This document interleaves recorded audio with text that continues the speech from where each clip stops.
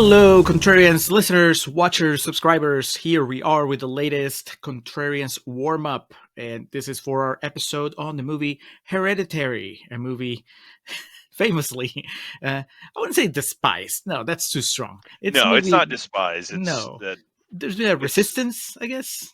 it's in Contrarians history as like I think one. No, our mission state. Well, yeah, it could be defined by our mission statement of like that score it has does not accurately represent our thoughts on it as a film. And The Rotten Tomatoes score does not reflect the opinions of Alex and Julio, who no, are not even Tomatometer approved critics. Maybe that's why. because typically, like our mission statement, we always say applies to movies that are rotten that we think are good. But this, honestly, like what we do, this applies too. But despise, no, it's No, it's just we talk about it in the episode. It's nowhere near the bottom of the barrel as far as movies we've watched. It's just it's a movie that we're like, yeah, I get it, but it's not as good as you say it is. yeah, but a lot of people say it's good. It's fresh. It's in the 90s. Very So fresh. the episode is going to be about us picking it apart in Contrarian's Corner and then us expanding on these conflicted negative feelings we have for Hereditary and maybe even Ari Aster's career in general. It's a fun episode. Trust us. It's not super negative. It's just fun. But Yeah. here, we're going to give you more Rotten Tomatoes quotes, all fresh, more trivia, and then the Josh Gad Minute. The Josh Gad Minute right in the middle. A lot of places where we can go with Josh Gad here. But let's start with the quotes. Alex, we're going to start with Chloe Leeson from Screen Queens, who says, "It would be a far cry to claim that Hereditary is perfect. But as far as debut features go, it is damningly smart and expects more of its audience than is necessary in a market swarmed with uninspired franchise films." Okay, come on. Like, that last sentence goes to your heart. It's That not a review put me franchise, to sleep Alex. quicker than the movie. It's Uh, it's an original, an Ari Aster okay. original, even. It's definitely not original. I think I make a pretty good claim for that, or a pretty good case for that rather in the episode. I Okay. mean, it's not a sequel. It's not a prequel. Yeah, You know, it's not original though. right? But still, you're Ari Aster. You don't have any movies to your name. You go up to the studio and you say, "I want to make this," and they're like, "But what's a superhero? Where's is it a prequel to The Exorcist?" Man, we've come full circle now that you're dunking on the idea of superhero movies. That's just how confident I am in my love for them. So what in the zeitgeist of debuts? This isn't a pimple on the ass of like debut films. Like I have like a list here in front of me, and I'm just thinking like Reservoir Dogs, Citizen Kane, Eraserhead. This list right here has District 9 and Neil Blomkamp. District 9 is arguably the best movie that he made. We So didn't that, know at the time, though. yeah, the audacity to have Richard Kelly for Donnie Darko in here. Oh, Boys in the Hood with John Singleton. Julio, I think you would categorically say that American Beauty was a more impressive directing debut than Hereditary. Yes, and given what's happened to its star since then, probably scarier than Christopher Hereditary Plummer? by now. Yeah. Yeah. All right, let's move on to. Oh, here we go. Before we move on, we could put this on par with Get Out. Jordan Peele, that's his directorial debut. I think we would both agree this is in a similar. I am famously. I think if you listen to the show, I'm not a big fan of Peele's movies. I like Jordan Peele and I like what he's doing, but his movies just don't work for me. But I think Get Out is probably ballsier than Hereditary. I say, I not agree. having watched Get Out since it came out. But then again, it's different shades of horror. So here's a quick one, Alex. Ollie Richards from NME, New Musical Express, says Ari Aster's absurdly accomplished debut is the best horror movie of the year so far. Incorrect. When did this come out? 2018. I know, but when in 2018? Does it have like the month? It says so far. This is like a February release. It's like 2 months in. It's the best horror. June. So it was halfway through. Okay. It premiered in well, it depends. It premiered at Sundance in January. So if they were there watching that, then they had some real balls on them saying that. 20 Yeah. days of the year. A Quiet Place came out before this, so depending on how you feel about that, Funny you mention A Quiet Place, Alex. Aussie Rengifo from Entertainment Voice says, be warned, this is indeed a scary movie. Like the recent and much louder A Quiet Place, this is cinema designed to slowly assault your senses and make you look over your shoulder on your way home. Oh my god. The much louder A Quiet Place. The irony, I don't know if it's irony, but I watched A Quiet Place on a flight. It was a night, it was like a red eye that I had. And I can't remember from where to where, but that's how I watched A Quiet Place, was in the back of the back of a head cushion in a Delta flight or something. And you plug your headphones into it and you have that Uh-huh. just from the plane in the background, and then of course that movie's like it exists on loud noises happening. But The Quiet Place is better than Hereditary. I mean, can't confirm. And I've seen that one more than once. I wonder how Krasinski feels being grouped with Ari Aster. So here's something I will say. In March of 2018, a movie that I think is otherworldly overrated, and to the point of I don't even think it's that good, a horror film this is, by the name of Terrifier, came out.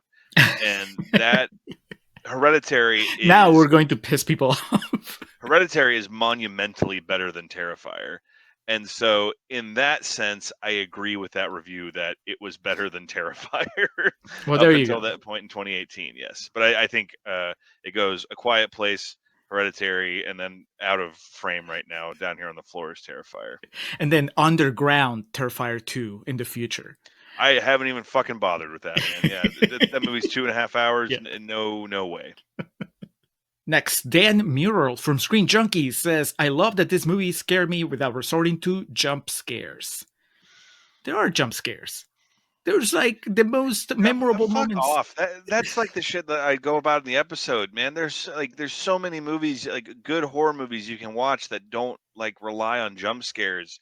It just feels so in the episode we just go into this. It feels like everyone that praises this thinks that all that horror is are Friday the 13th movies and Nightmare on Elm Street movies. That's what it feels like everyone thinks that shit is, and it's just so fucking annoying and reductive is the right word. But to your point, I cut you off because I was getting pissed off there. There are jump scares in this. Yep. The most intense part of the movie is something that comes out of nowhere and you're like, whoa. I was going to ask you if you thought that that qualifies as a jump scare. I think it does, right? Yes. It's like comes out of nowhere, makes you jump, scares you.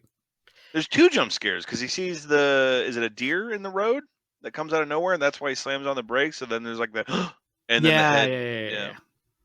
Because I remember, I don't think I made the joke in the episode, but I was going to say that was deer from Get Out. Speaking of Get Out. I respect your opinion, but your argument is flawed. This one will piss you off. Joe Fryer from the Victoria Advocate says, an instant horror classic joining the ranks of Rosemary's Baby and The Exorcist. The unholy trilogy. Rosemary's Baby, The Exorcist, Hereditary. No comment. I'm going to close with Alex Hudson from Exclaim, who says, this is a film that friends will dare one another to watch and then regret it instantly, and it takes a certain masochistic streak to enjoy. Do you ever dare your friends to watch a horror movie? No, but if you like walk in horror circles, there are things like fucking Necromantic or like Cannibal Holocaust, and even something like I Spit on Your Grave. Like there are those movies going back to the same time period. The Last House on the Left is one of those that in my younger years with like my horror circle and whatnot, I could see myself being like, oh, do it, see if you can make it through it. Now I'm a fucking adult and I just know like the world, like life's too short to put yourself through something like Cannibal Holocaust. Famously, I couldn't even make it through the one time I tried to watch it. But the point I'm trying to make is and that movie has levels of depravity that from the perspective of filmmaking, so we'll just take it to something like I Spit on Your Grave or Last House on the Left, that like the story and what is put in front of you is so repulsive that it's difficult to like just sit there and watch it. this is not one of those movies. Like, and shit, man. You could say you've seen them. There's Rob Zombie movies that are harder to sit through than this is, as far as like watching like this scene put to screen and shit. Like, and you know, hardcore horror heads would laugh at you for finding like Rob Zombie like too intense. They'd be like, "Oh yeah, I remember my first beer," and so like the idea here that it's what I've said. I go on at length in the episode, and it's already what I fucking have lashed out about here. It's people who are used to watching non-horror films analyzing this as it is like, oh my god, horror can be this. Yep, and it has been. Shout out to our patron Ryan, who thought he was like gotcha with me about 70s horror, and it's like, no, that's the point. I've watched a lot of 70s horror, so I know that movies like Hereditary existed 50 years before they came out. Well, on the Rob Zombie front, I'll just say that there's a reason why I haven't watched The Monsters yet, and that's because Rob Zombie can be too much for me. Monsters rules. So I've heard. Too long, if you can believe it. All right, Alex, that's it for the quotes. So before we go to trivia, let's do the Josh Gad Minute. Where do you put Josh Gad in this movie? We do have many opportunities to make something special here. Unfortunately, Charlie's too young to put Josh Gad in that role. So wait, Charlie is. Oh no, I'm sorry, not right? Charlie. I mean, I'm down, but you have to use CGI de-aging and. Is it Peter? Peter, I think it's Peter. brother. Okay, yeah. Peter. Yes, Alex Wolff, is that his name? Mm-hmm. Yeah, he's that character. The Peter character is too young, is what I meant to say. Charlie, we got to keep in there is Miley Shapiro. Miley Shapiro. Yeah, she's one of the like truly memorable things about this movie, so we want to keep her in there. So Peter's too young, so I think that the move here is that we take the Joan character and make it a man, make it male, and you know, just call him John. It's not that big of a stretch that we have to go here, and then put Josh Gad in that role, because then you have reoccurring Gad during like the end of the first act and through the second act, and then in the third act he's like the one who looks you in the eye and explains the entire plot of the movie to you before you leave. And also, because I was thinking about this, and I mean, to be fair, it's not like we have a massive cast of characters to choose from. This is not an Ocean's movie or something like right. that, but we haven't really had like skin crawling Gad. Like, he's done a lot of things, but it hasn't been. I mean, you know, like Love and Other Drugs. Yeah, he makes you uncomfortable, but it's in a different sense of him than him being like really like creepy. Right. And so I think that would be the best used. And then you get the seance scene with Josh Gad and Toni Collette, and maybe Hereditary could have gotten an Oscar for, you know, best screenplay if that had come to fruition. Best supporting actor. Can you imagine? It would be Barbie all over again. Toni Collette doesn't get a nomination for her Hereditary, but Josh Gad gets the best supporting actor for his role. He's got like the hair slicked over like Hitler Youth style, and then he's just like sitting there, like, and the camera cuts to him. And alternatively, you get Gabriel Byrne out of there because he looks like he wants to be anywhere else anyway. Gad, you know, just a little bit of gray hair. Dude, don't even. They're just like a bit of an unconventional couple. Okay. He's just a little bit younger than she is. I think that would rock too. Yeah. And then Josh Gad has the energy to go toe to toe against Toni Collette when she starts losing it. Oh man, sign me up. That's how you get me to watch Hereditary again. That's the title, Hereditary again. Hereditary, comma again. No, it'd be Hereditary parenthetically again. Yes. And like Hereditary would be in all caps, and again would be all lowercase. Yes. Yeah. Different font. Yeah. All right. Well, it's up to you now, Mr. Gad. Which way do you want to go? But whatever it is, we fully support it. We have given you two options.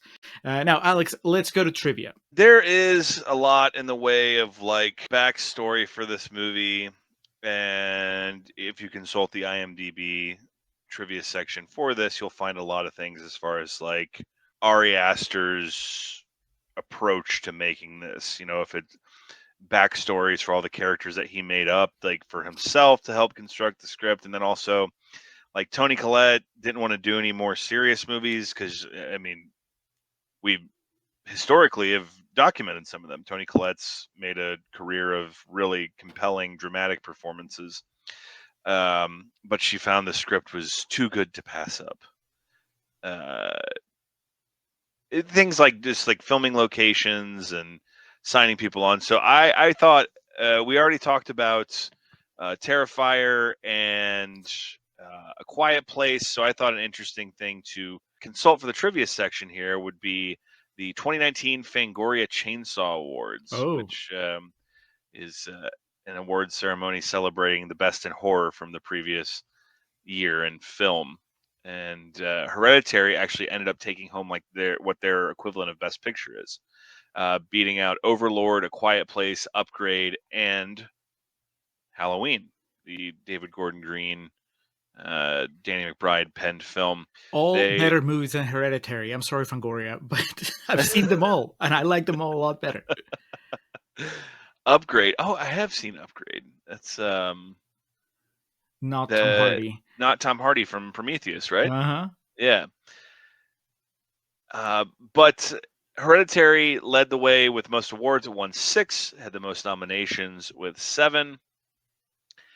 I don't know entirely how this works. It doesn't look like there's like a ceremony to speak of, because even with like the Golden Raspberries, there's been very well documented years of having an actual ceremony, be it Halle Berry actually showing up or Tom Green having to be dragged off stage. There's famous cases of that. But for Hereditary, as I mentioned, best wide release, which is like their equivalent of Best Picture.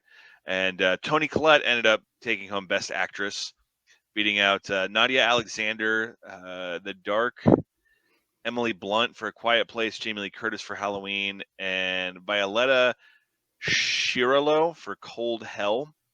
In the Best Supporting Actor category, Alex Wolff took that home, beating out Chance the Rapper for Slice, Joshua Leonard for Unsafe, Linus Roche for Mandy, and David Howard Thornton for Terrifier. And he's the gentleman who played Art the Clown in that. Oh, you said Terrifier was also there for Best Picture, right?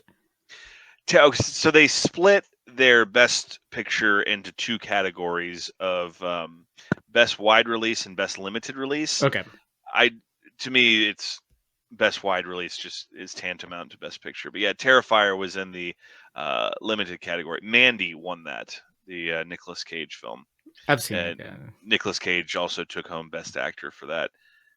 In that same category is the Suspiria remake, which, having never seen it, never planning on it, it may be more of a chore than anything that we've discussed here today.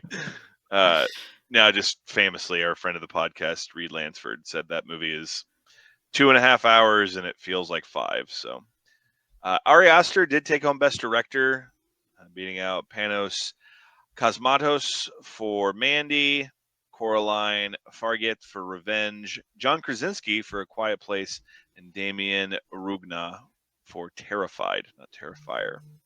You have to wonder if these people, in the case of like Toni Collette, like how aware they are of things like this. We joked about this in I believe our last YouTube video where we discussed the MTV Movie Awards, where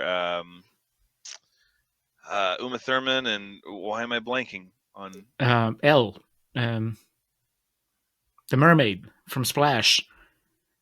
Everybody knows what we're talking about at this point. Yes, we talked about that, about how only one of them showed up, and you're curious of how aware they are of these things, and even something lower down the chain like Fangoria. Thank you. It was driving me insane. That's why I was like taking 10 seconds every word I was saying. You have to wonder like how aware they are of this. Fangoria to me was always the magazine at the fucking Hastings or Barnes and Noble or the Right. Virgin Records that I went and like looked at to see what was going on. And you think of someone like Toni Collette, who's like a legitimate celebrated actress of her time. Like, does she get like a certificate in the mail or something? The process of it is very fascinating to me. Well, she gets a chainsaw, right? Didn't you say it's the golden chainsaws or the bloody chainsaws? The Fangoria Chainsaw Awards, yes.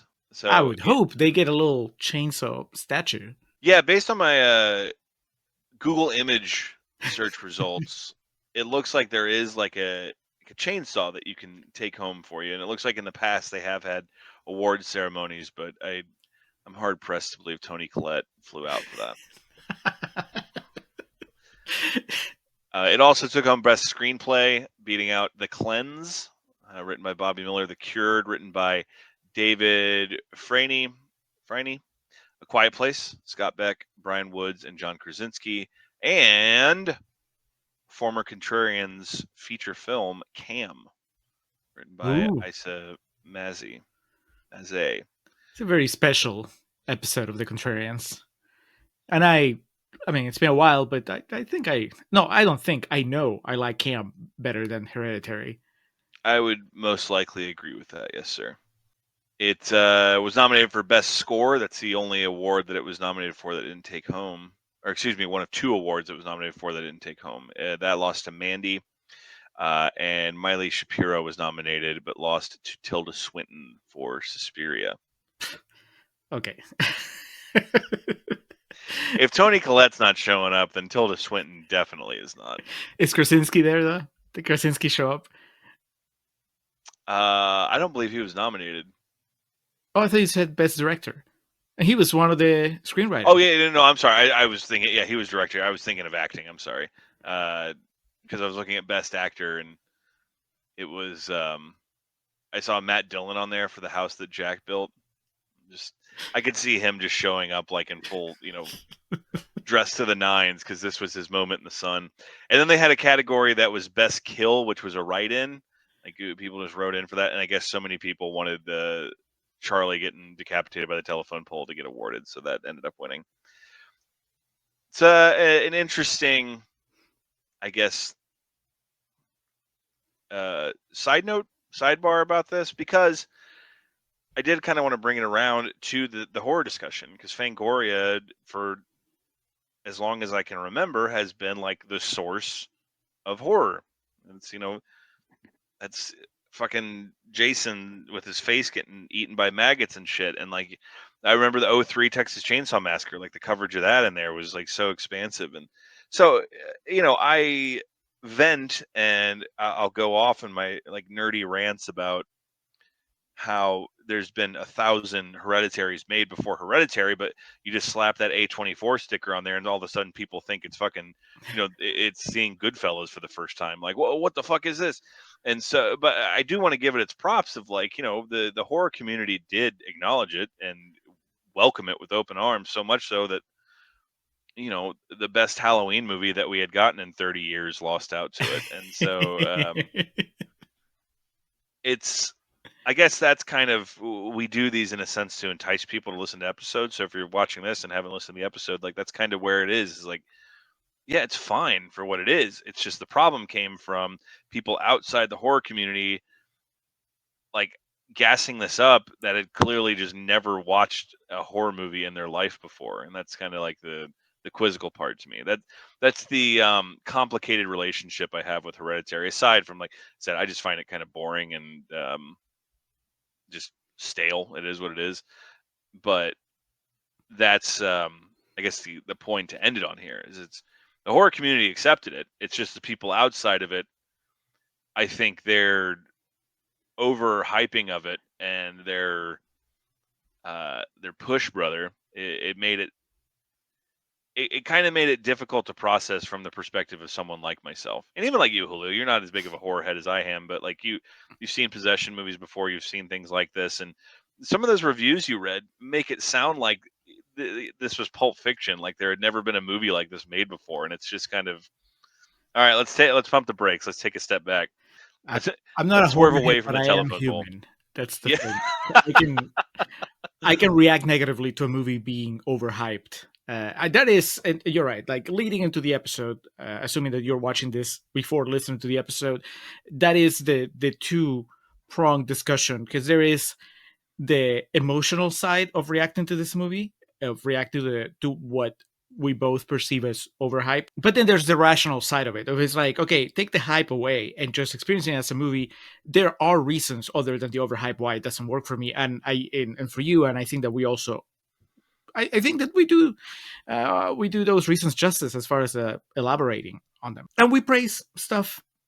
We like Toni Collette. We like Charlie, what's her, Millie Shapiro, right? Shapiro. Yeah. So there's Ben good Shapiro's stuff there. daughter. No, please, no. So it's not just one of those episodes where we are absolutely miserable and No. hate life. No, it's not Hancock. I'm trying to like. That is like the floor of the ocean. That's as low as you can get. That's whale manure. That's how low Hancock is. So, but even still, like it's some of the long movies we've done, and some of like, yeah, it's just an interesting case of. I know some of our jesting here makes it sound like we really disliked it, but it's more of just like this is really kind of overrated, man. And so that's where it is, where it leads into. But we are complimentary of a lot of aspects of it as well. So to find out more about that, be sure to tune into the episode.